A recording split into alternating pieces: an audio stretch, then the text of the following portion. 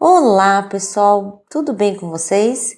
Bom, eu me chamo Sheila Hansen, sou estudante do exame 32, que será ministrado no dia 13 de junho de 2021, assim esperamos, e eu estou aqui para provar que com 30 vídeos vocês conseguem passar na primeira fase do exame da FGV para a OAB, para a primeira fase, tá? Eu não sou professora, não tenho licenciatura em nenhuma das matérias de direito, sou simplesmente bacharel em direito e o que eu estou fazendo aqui é te contar sobre o que eu estudei, o que é relevante. Eu fiz uma pesquisa de 1 ano e meio sobre tudo o que seria relevante. Enquanto a gente aguardava a prova, eu fiquei pesquisando o que mais era cobrado pela FGV, para eu estudar exatamente aquilo que era mais relevante e não perder tempo com coisas que não fossem relevantes, já que são 5 anos de faculdade e 17 matérias, ok? Então, o que nós vamos abordar aqui hoje e em todos os outros vídeos são assuntos e tópicos que são relevantes, que caíram 15, 10, 7, 39, 20, algumas matérias que são matérias menores, 4, 7, 5 vezes, entendeu? Mas são os índices mais altos de cobrança pela FGV, ok? Então hoje vamos finalizar tributário. Tributário é a 6ª matéria na ordem da prova, tá? E ela compreende em 5 questões, tá? Então hoje nós vamos falar sobre legislação tributária, sobre competência e poder de tributar, sobre execução fiscal, sobre garantias e privilégios do crédito tributário e responsabilidade tributária. Assim a gente fecha tributário, esse é o tributário 3, ok? Então vamos lá. De acordo com o artigo 96 do CTN, a expressão legislação tributária compreende as leis, os tratados e as convenções internacionais, os decretos e as normas complementares, que versem de todo ou em parte sobre tributos e relações jurídicas a eles pertinentes. Abrange também as normas constitucionais ou convênios interestaduais e outros atos jurídicos inerentes aos tributos e suas relações jurídicas. O artigo 97, ele diz: somente a lei poderá estabelecer. Inciso 1, a instituição do tributo ou a sua extinção. Inciso 2, a majoração do tributo ou a sua redução, ressalvados os dispostos nos artigos 21, 26, 39, 57 e 65. Inciso 3, a definição do fato gerador da obrigação tributária principal, ressalvado o disposto no inciso 1 do parágrafo 3º do artigo 52 do sujeito passivo, ok? Bom, inciso 4, a fixação da alíquota do tributo de suas bases de cálculos ressalvados dispostos nos artigos. Só uma coisa, eu não sei se eu falei, mas a legislação tributária ela foi recorrente por 5 vezes nos últimos 10 exames, ok? Inciso 5, a cominação de penalidades para as ações ou omissões contrárias a seu dispositivo ou para outras infrações nela definida. Inciso 6, as hipóteses de exclusão, suspensão e extinção de créditos ou de dispensa ou redução de penalidades. Parágrafo 1º, equipara-se a majoração de tributo à modificação da sua base de cálculo, que importe em torná-lo mais oneroso. Parágrafo 2º, não constitui majoração de tributo para os fins do disposto no artigo 2º deste artigo, a atualização do valor monetário da respectiva base de cálculo. O artigo 2º diz a majoração dos tributos e sua redução ressalvados nos artigos, e aí fala os artigos, tá? A criação de um tributo pode ser por medida provisória. Este tem força de lei no direito tributário, mas não pode invadir a reserva de lei complementar. Bom, artigo 2º, o sistema tributário nacional é regido pelo disposto na Emenda Constitucional número 18, de 1º de dezembro de 65, em lei complementar, em resolução do Senado Federal e nos limites das respectivas competências em leis federais, nas constituições, em leis estaduais, em suas leis municipais. Na legislação tributária é onde consta a base de cálculo, alíquota, periodicidade da aprovação e prazo de recolhimento. Resumindo, a legislação tributária se refere às leis referentes à definição do tributo, atribuição da responsabilidade tributária e a cobrança de tributos no país, incluindo a fiscalização das penalidades para quem não cumprir a lei. Bom, agora vamos para competência e poder de tributar, tá? Essa caiu 15 vezes em 20 provas, né? Então, é um assunto bem recorrente. Competência e poder de tributar. É a competência tributária, a repartição dos poderes de tributar constitucionalmente atribuídos aos diversos entes políticos, de modo que cada um tenha o poder de instituir, arrecadar os tributos de sua responsabilidade. Lembra que na última aula de direito tributário a gente fala assim, compete à União, compete aos estados, compete ao estado, DF, os municípios e a União, compete. Então aquelas leis na Constituição dizem quais são as competências e quem tem o poder de tributar. O que a União pode tributar, o que o município pode tributar, o que o DF e os estados podem tributar e assim por diante. Então, essa matéria ela é bem recorrente na prova da FGV. Então, a gente vai ter uma atenção maior com ela para que a gente gabarite essa prova também, tá? Da parte de tributário. O poder de tributar. Em suma, o poder de tributar é a atribuição legalmente conferida pelo Estado em caráter de exclusividade, porque diz assim, compete aos estados. Então, assim, se compete aos estados, o município não pode cobrar. A União não pode cobrar, porque compete aos estados ou compete ao município, tá? Então, em suma, o poder de tributar é a atribuição legalmente conferida ao Estado em caráter de exclusividade para criar, aumentar, diminuir ou extinguir tributos, de forma a arrecadar recursos para a consecução de suas finalidades. O que fazem, pois, essas limitações? É demarcar, delimitar, fixar fronteiras ou limites ao exercício do poder de tributar. Portanto, são instrumentos definidos ou demarcadores, porque diz que eu posso ir até aqui e você daqui em diante. Ou eu tô aqui, você não pode invadir o meu poder de tributar aqui. O que eu recolho, você não pode recolher também. A limitação do poder de tributar é determinada pela Constituição Federal, como nós já dissemos, né? De modo a proteger o cidadão, contribuinte e visa ainda proteger a harmonia no seio da federação, ao impedir, por exemplo, que qualquer um possa cobrar qualquer imposto, né? Porque senão haveria bitributação, tritributação, cada um cobraria o que quisesse, né? Por isso que a Constituição determinou o que cada um pode e tem competência e poder para tributar, né? O exercício do poder de tributar, definido pela Constituição, e obediência às normas constitucionais, tá? A característica das competências tributárias.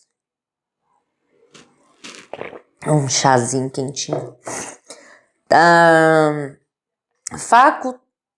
Facultatividade. Olha só que engraçado. Você sabia que é facultativo? Uma das características da competência tributária é que é facultativo dela cobrar ou não. O Estado, o DF, o município, a União, é facultativo. Ela tem o direito de não cobrar. Ela cobra se ela quiser, ok? Esse é o único direito que ela dispõe. Se ela quiser, ela cobra. Se ela quiser, ela não cobra, ok? Os titulares da competência tributária, conquanto não possam delegá-las ou renunciá-las, quer dizer, eu não posso passar minha competência ao município para o Estado. Eu não posso renunciar à minha competência de cobrar ICMS não posso renunciar à minha competência de cobrar imposto de renda, mas eu tenho a faculdade de não cobrar, entendeu? Mas eu não posso renunciar e dar para outro. Não quero, fica para você, tá?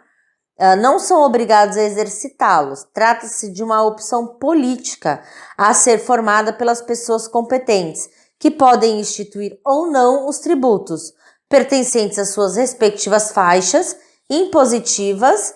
Os exercícios das competências tributárias sujeita-se ao juízo de conveniência e oportunidade de seus titulares, podendo estes entes competentes poderem exercitar a competência que lhe foram outorgada de forma parcial, criando tributos aquém do delimitado pela CF, né, pela Constituição Federal. Então, assim, eu tenho que cobrar 200, mas eu quero cobrar 100.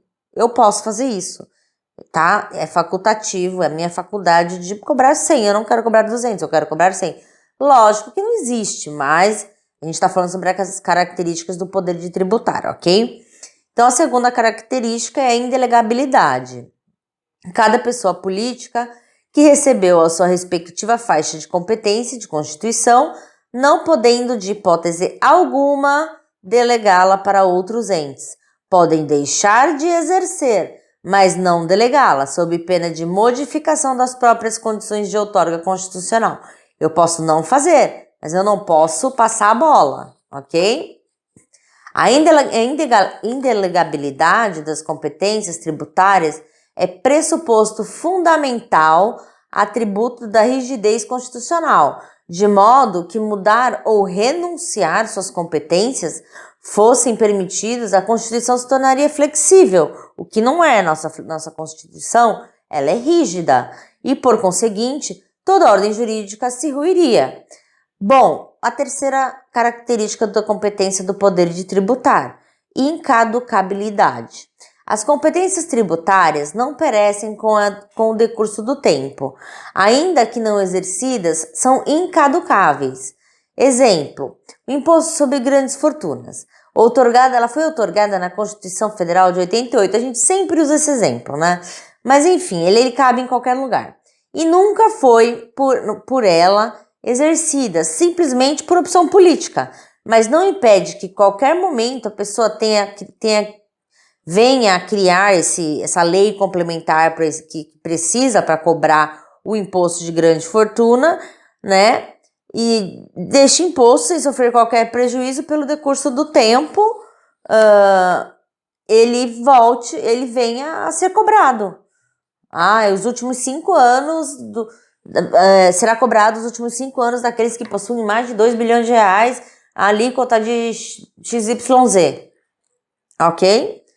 Porque ele é incaducável, ele está lá na Constituição desde 88.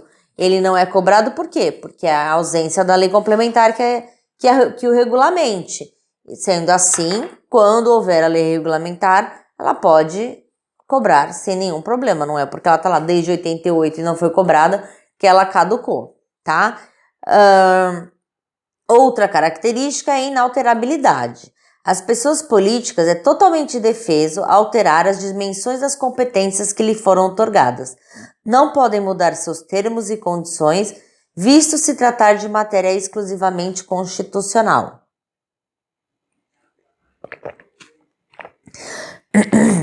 É assim, eu não posso ir além da minha competência. Se eu tenho que cobrar A, B e C tributo, eu não posso cobrar A, B, C e D tributo, porque o D não é da minha competência. Então, eu tenho que estar dentro da minha competência, eu não posso alterar a minha competência do poder de tributar, ok? Irrenunciabilidade. As pessoas políticas não podem abrir mão do que foi dado a eles. Podem deixar de fazer, mas não renunciar. As competências tributárias são irrenunciáveis. Dela, não podendo dispor seus titulares, seja pelo título, for sob pena de quebra de alicerces fundamental do nosso ordenamento jurídico, além do atributo na rigidez constitucional, ok? Então, não pode renunciar, falar que não vou cobrar, manda fulano cobrar, que eu não quero cobrar isso não, isso não pode, tá? Bom, o próximo título, que é o título 3, que foi recorrente durante 4 vezes, que se chama execução fiscal, mas é bacana porque ele faz algum tempo assim que ele não é tão cobrado, então vamos estudar, quem sabe, né? E outra, conhecimento nunca é demais, conhecimento fica... Você pode perder tudo na sua vida, você pode perder todos os seus bens materiais, mas o conhecimento você nunca vai perder. Bom, quando a Fazenda Pública faz a cobrança da dívida ativa por meio do uso do Poder Judiciário, esse procedimento chama-se execução fiscal. Regulamentada pela Lei 6.830 de 80 de execuções fiscais, mais conhecida como LEF, foi criada para que seja mantida uma padronização nos prazos e ações de execução fiscal em todo o país. Engloba dívida em nível federal, estadual ou municipal. A falta de pagamento de impostos, taxas, multas, rompimento de contrato, dívidas com taxas governamentais são alguns exemplos de dívida que podem ir para a execução fiscal. Em caso de processo fiscal de uma dívida, o juiz costuma dar um prazo de até 5 dias para pagamento do débito. Caso não realize o pagamento do débito, a Fazenda Pública irá buscar por bens do contribuinte devedor para garantir o pagamento por meio da penhora. As etapas da execução fiscal, tá? Ela tem algumas etapas. Então, a cobrança de um título executivo extrajudicial de execução fiscal se dá por meio de uma CDA, que é uma certidão de dívida ativa. Ela deverá conter, de acordo com o artigo 202 do CTN,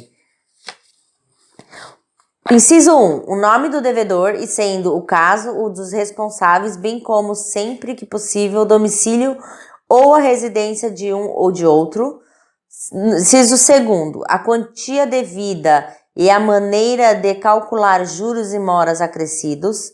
Inciso 3, a origem da natureza do crédito, mencionada especificamente a disposição da lei que seja fundada, a data em que foi escrita, sendo o caso o número do processo administrativo de que se origine o crédito. Portanto, a execução fiscal começa a valer após 60 dias da emissão da CDA, Certidão de Dívida Ativa, né? Nulidade da CDA. A CDA deve conter todos os itens do artigo 202, que nós acabamos de ler, tá? São 5 incisos. Pois qualquer tipo de erro ou falta dos requisitos da lei pode ser motivada para anular a CDA e anular a cobrança. A decisão judicial de nulidade da CDA pode acontecer até em primeira instância, impedindo a continuidade da ação da execução fiscal. Se isso acontecer, é necessário receber uma CDA nula, que será entregue ao devedor para a defesa de acordo com os artigos 203 do CTN. Artigo 203 do CTN.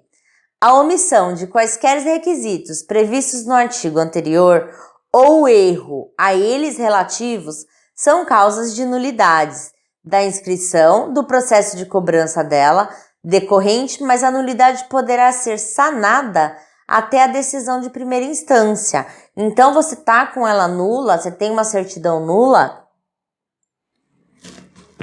mas eles podem corrigir esse erro que deu por conta ser a nulidade até a decisão de primeira instância. E claro que eles irão fazer isso.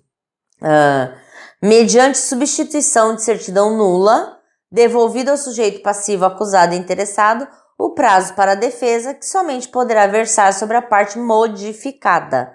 Então, aí ele vai se defender sobre a parte que foi modificada, porque se ele não preencheu o requisito 2, que é a quantia devida e a maneira de calcular juros de mora acrescidos.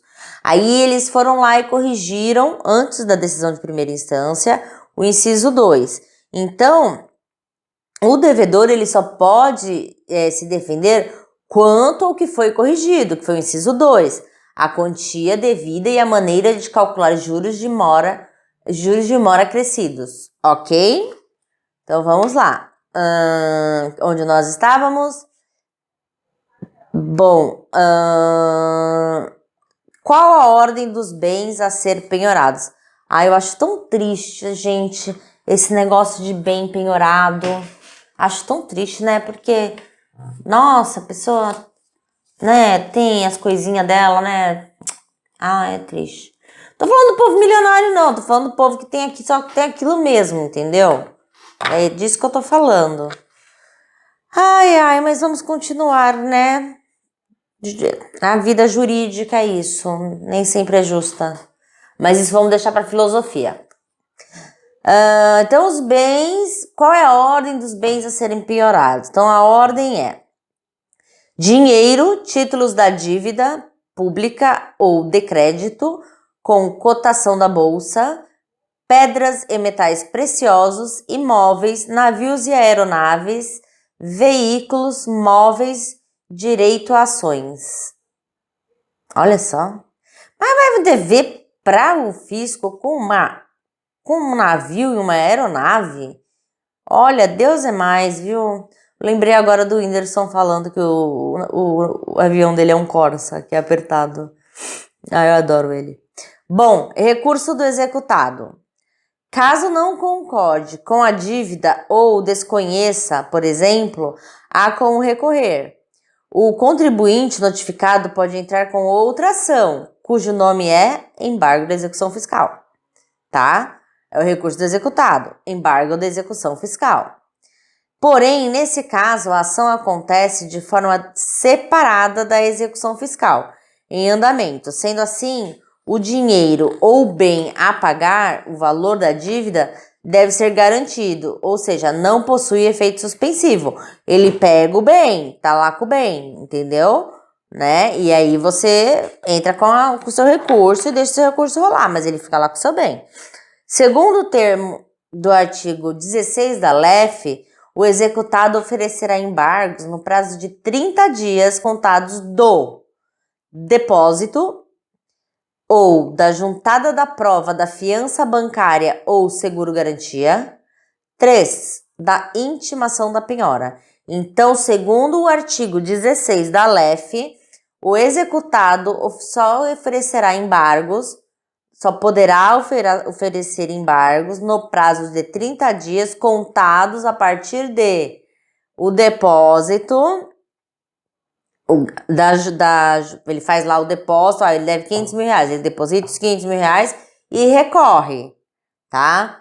Da juntada da prova da fiança bancária da garantia, ele pega uma fiança bancária com o banco, né, ou faz um seguro garantia, apresenta a justiça e recorre, né, em 30 dias, ou da intimação da penhora. Então, ele teve a intimação da penhora da sua aeronave ou do seu navio, ele tem 30 dias para recorrer dessa execução fiscal, ok? Expropriação do bem. Desculpa, gente, eu não tô bacana hoje não, de gripe. Expropriação dos bens. Caso não haja pagamento do débito, o bem que foi indicado para a penhora pode ser perdido e poderão ser retirados sem a necessidade de sentença. Então, assim, foi indicado aquele sítio que você tem em Atibaia, né, como foi indicado para penhora, né? Então, ele pode ser perdido e vai ser retirado de você sem a necessidade de uma sentença, ok? Arrematação e concessão. Nesse caso, o bem que foi perdido será disponibilizado para venda por meio de leilões públicos, né? Eu nunca fui em algum, mas dizem que é bem bacana, assim. Bem bacana para quem tá comprando, né? Bem péssimo para quem tá perdendo, né? Mas que é bem bacana, né? Você consegue um preço bem acessível, né? Tem gente que compra bastante carros, né? Assim, por leilão. Nesse caso, o bem que foi perdido será disponibilizado pela venda por meio de leilões públicos. A partir disso, o Estado estará reavendo a dívida do contribuinte e recebendo por ele através da venda do bem. Então, quer dizer, ele está ele devia 500 mil, o sítio de Atibaia era 500 mil, ele perdeu o sítio de Atibaia, eles leiloaram o sítio de Atibaia, estamos quites, ok? Garantias e privilégios do crédito tributário. São os meios jurídicos que asseguram o direito subjetivo de o Estado receber os créditos tributários. Por sua vez, os privilégios decorrem da posição de superioridade que se encontra o crédito tributário. O 183 do CTN diz que as garantias previstas no CTN não constituem rol taxativo, podendo, portanto, haver garantias específicas em leis tributárias específicas. Observação: a natureza do crédito jamais se modificará em função da natureza da garantia. No artigo 184 do CTN, todos os bens sujeitos passivo do espólio e da massa falida. Você sabe o que é massa falida? Eu sei que você já ouviu bastante falar sobre massa falida, mas para quem não sabe o que é massa falida, é o acervo de bens e direitos do falido, compreendendo assim o ativo, bens e créditos, e o passivo, débito, do falido. Dessa forma, ele pode ser administrado pelo administrador judicial. Viu? Vivendo e aprendendo. Os bens impenhoráveis, artigo 833. São impenhoráveis os móveis, os pertences e as utilidades domésticas que guarnecem a residência do executado, salvo os de elevado valor ou os que ultrapassem as necessidades comuns correspondentes a um médio padrão de vida. Por exemplo, você não vai levar a televisão da casa do cara, tá? Você não vai, se ele tiver um Bulova caríssimo, um Rolex caríssimo, isso é nem importante para ele viver. Aí o oficial de justiça penhora. Os vestuários, bem como pertences de uso pessoal do executado, salvo-se de valor elevado. Como eu disse, os relógios, cordão de ouro, brincos, né?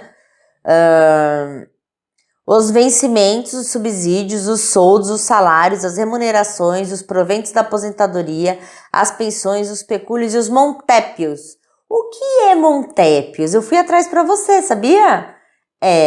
Aqui a gente não passa despercebido, não.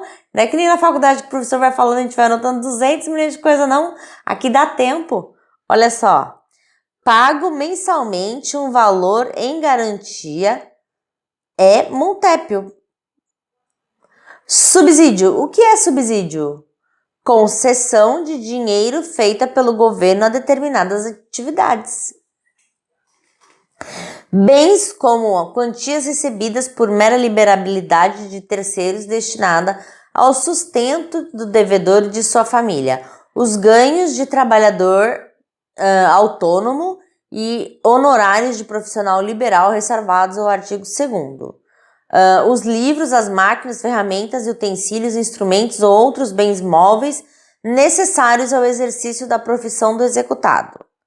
O seguro de vida. Os materiais necessários para obras em andamento, salvo se forem penhorados.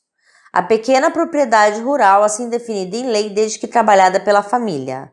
Os recursos públicos recebidos por instituições privadas para aplicação compulsória na educação, saúde ou assistência social. 10º. A quantia depositada em caderneta de poupança até o limite de 40 salários mínimos. 11º. O recurso público do fundo partidário recebidos por partido político nos termos da lei. 12º. Os créditos oriundos de alienação de imunidades tributárias sobre regime de incorporação imobiliária vinculada à execução da obra.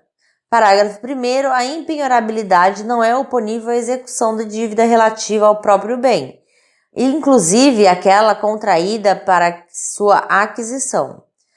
Parágrafo 2º. Os dispostos no inciso 4º e 10º do caput não se aplica à hipótese de penhora para pagamento de prestação alimentícia, independente da sua origem, bem como a importância excedente a 50 salários mínimos mensais devendo à Constituição.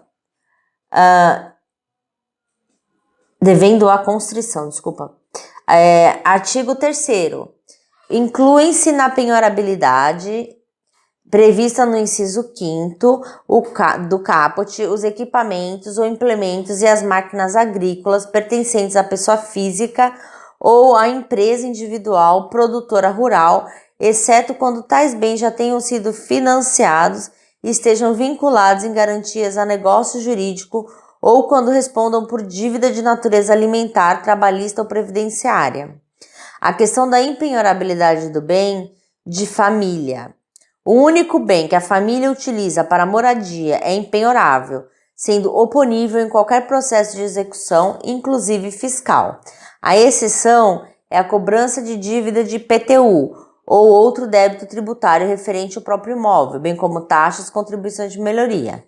Artigo 3º.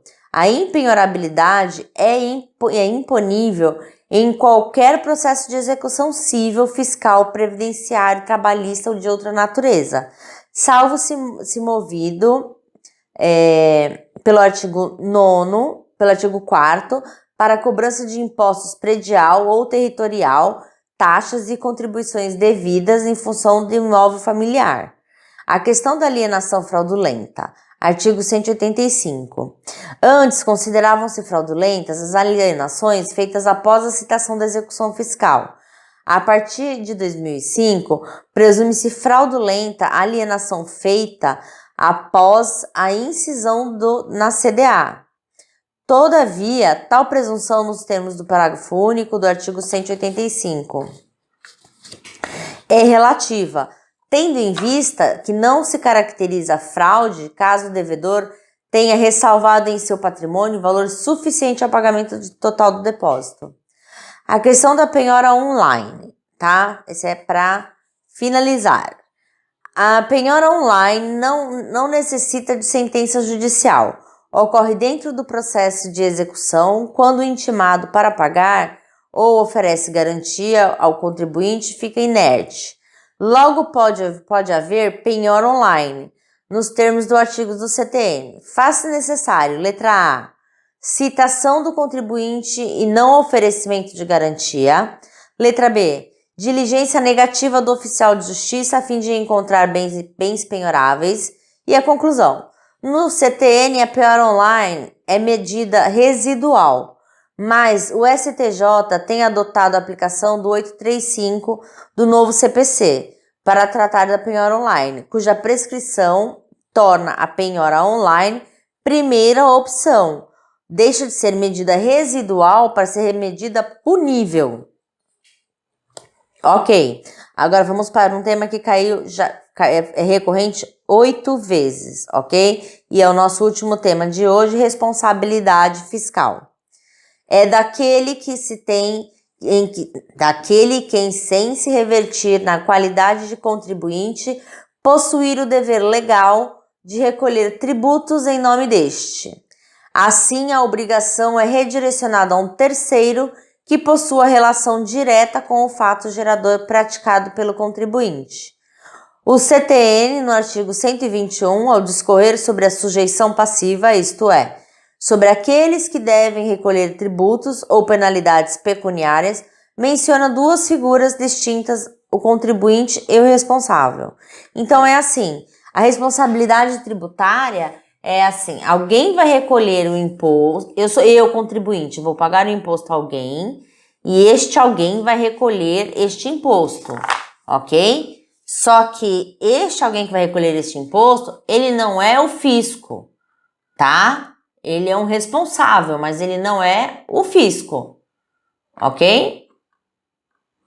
Bom, vamos lá, espera só um minutinho, aqui, tananã, tananã, tananã, aqui, ai, tributário, que é o último lá no T, né, aqui. Bom, aí você fala assim, então quem é? Se eu vou pagar o imposto, ele vai recolher o imposto, mas ele não é o fisco, quem é ele? Né? Então, o contribuinte, como já vimos diversas vezes, é aquele que possui relação direta com o fato gerador. Esse é o contribuinte. E o responsável tributário é aquele que possui meios de extrair esses recursos, impostos, taxas, etc., do próprio contribuinte ou pode exigir que este cumpra a obrigação, sendo o fisco detentor do direito de cobrar, ok? A importância da responsabilidade tributária. Possui a finalidade de facilitar a fiscalização de forma que não há qualquer vantagem ao responsável, que simplesmente se vê obrigado em força de lei a cooperar com o fisco.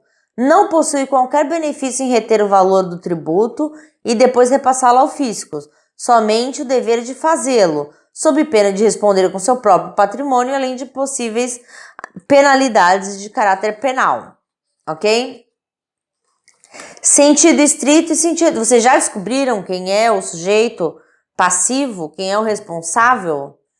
Eu já descobri, a gente vai chegar lá. Sentido amplo e sentido estrito.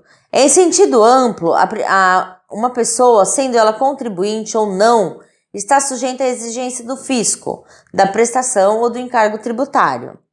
Em sentido estrito, uma pessoa não é responsável originalmente pelo pagamento se estiver expressamente vinculada ao fato que gerou o tributo. Fica subordinada à sua cobrança, sendo o fisco o detentor do direito de cobrar. Artigo 128. Diz: sem prejuízo do disposto neste capítulo, a lei pode atribuir de modo expresso o responsável pelo crédito tributário à terceira pessoa vinculada ao fato gerador. Quer dizer, essa terceira pessoa, ela está no meio do fato gerador, mas ela não causou o fato gerador. O contribuinte causou o fato gerador que faz ela recolher este tributo e pagar ao fisco, tá? Exclusivamente ao responsável contribuinte ou atribuindo a este em caráter supletivo do cumprimento total ou parcial da referida obrigação. Bom, vamos lá. Responsabilidade tributária por substituição. O responsável deve, com recursos extraídos do próprio contribuinte, recolher o tributo devido por este. Vou falar olha, agora vocês vão entender, agora vai ficar bem claro, tá? A empresa que retém o valor referente ao imposto de renda de pessoa física, retém o valor do seu pagamento, ela não é o fisco, mas ela é o responsável fiscal por reter o valor do imposto de renda de pessoa física e passar para o fisco. Ela não tem o fato gerador, porque o fato gerador é oferir renda. Quem oferiu renda foi você, mas ela, como empresa, ela pegou a parte do imposto de renda e, como responsável, dará ao fisco. Entendeu agora a responsabilidade fiscal? Bom, substituição progressiva é aquela que ocorre para frente ou por antecipação. Neste caso, o tributo é pago ao fisco antecipadamente, antes de ocorrer o fato gerador. Substituição regressiva ocorre para trás, sendo antecedente, e nesse caso o tributo só é cobrado após a ocorrência na situação que a gerou. Por transferência. A cobrança, que era um dever do contribuinte, passa a ser do responsável tributário, devido a um evento previsto em lei. Essa modalidade pode ser subdividida em das sucessões, de terceiros ou por infrações. Outra coisa, você sabe, quantas vezes a gente vai no mercado, embaixo tem assim, valor dos tributos, né? Aí tem tributos, aí tem lá os valores, né? Então, ele recolheu o tributo da gente e ele é responsável por passar por fisco, ok? Tipo CMS, etc. Das sucessões. Nesta forma, a titularidade jurídica é transferida do antecessor ao sucessor, passando a esse último encargo pelo cumprimento das obrigações tributárias, ainda que o fato gerador tenha ocorrido em data anterior à da sucessão. Por terceiros, previstos no artigo 134, que estabelece a regra que determinado indivíduo respondam solidariamente pelos tributos devidos, nos casos que não for possível exigir o cumprimento da obrigação pelo sujeito que deveria efetuar o pagamento, e quando for comprovada uma intervenção ou omissão por parte dessas pessoas. O dispositivo citado traz uma lista expressa dos terceiros responsáveis. Tá no artigo 134, eu vou ler para vocês, ok? Nos casos de impossibilidade de exigência do cumprimento da obrigação principal pelo contribuinte, respondem solidariamente com estes nos atos em que intervirem ou pelas omissões que forem responsáveis. Inciso 1. Os pais pelos tributos devidos por seus filhos menores, os tutores e curadores pelos tributos devidos por seus tutelados e curatelados. Inciso 3. Os administradores de bens de terceiros. Só um minuto, desculpa. De terceiros pelos tributos devidos por estes. Então, inciso 3, os administradores de bens de terceiros pelos tributos devidos por este, o inventariante pelos tributos devidos pelo espólio, o síndico e o comissário pelos tributos devidos pela massa falida e pelo concordatário, os tabeliães e escrivães e demais serventuários do ofício pelos tributos devidos sobre os atos praticados por eles ou perante eles em razão do seu ofício. Por exemplo, quando a gente vai transferir o imóvel, a gente não recolhe ITCMD, além dos emolumentos, não tem ICMD? Então, ele recolhe o ITCMD, né, que é imposto de transmissão, né, causa mortes, né, ITCMD. E ele passa, o cartório recolhe da gente, mas ele tem que passar pro fisco, né?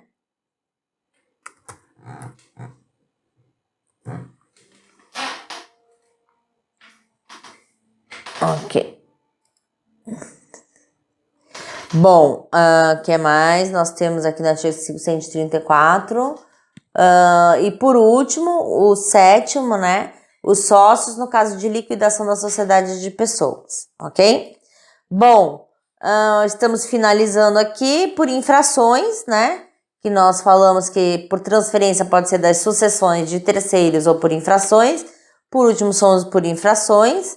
Então, disposto nos artigos 136 a 138 do CTN, a responsabilidade por infrações tributárias, caso que é objetiva, pois não depende de culpa ou dolo, isso porque a pessoa que deu causa à infração é responsável pelas consequências de seu ato.